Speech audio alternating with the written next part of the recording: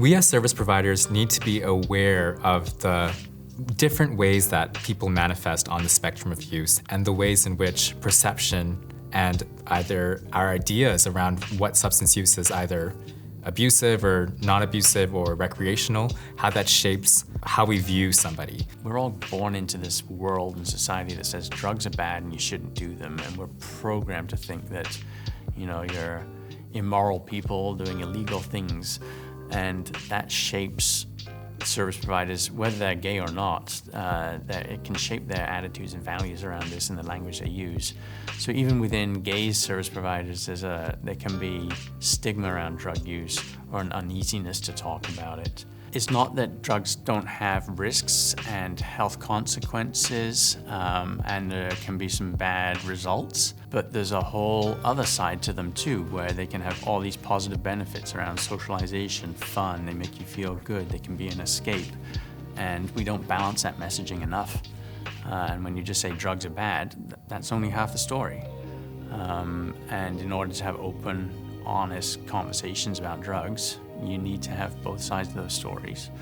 Not only is it useful just to think of the whole person in all aspects of their life, when you're concerned about someone's substance use, it is useful to help people remind themselves that their lives are broad in that way. So by asking about anything of importance in a person's life, if a person has a substance use problem, you're probably going to find a link back to maybe how it relates to substances. And so no conversation about a person as a whole is ever going to be not useful if you want to understand how substance use is playing a role. Even if you find that one area of life where there's no impact from their substance use, well, then that's fantastic. That's an area that you might want to highlight and ask them how they've kept it away from consequences.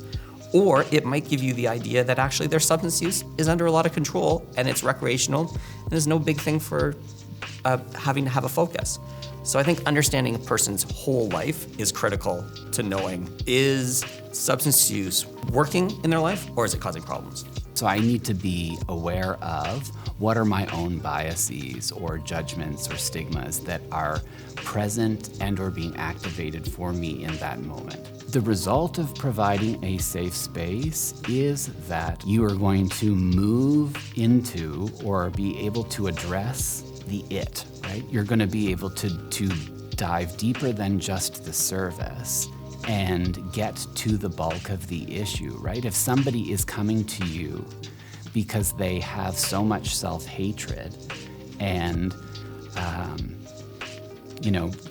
struggle with being connected to people because they've had a history of problematic relationships and they don't understand what it means to provide consent around sex or experience violations, we're doing them a disservice. Like, if I can't talk about those things in the therapeutic space with somebody, then figuring out how to manage on a day-to-day basis my substances, it's ineffective, right?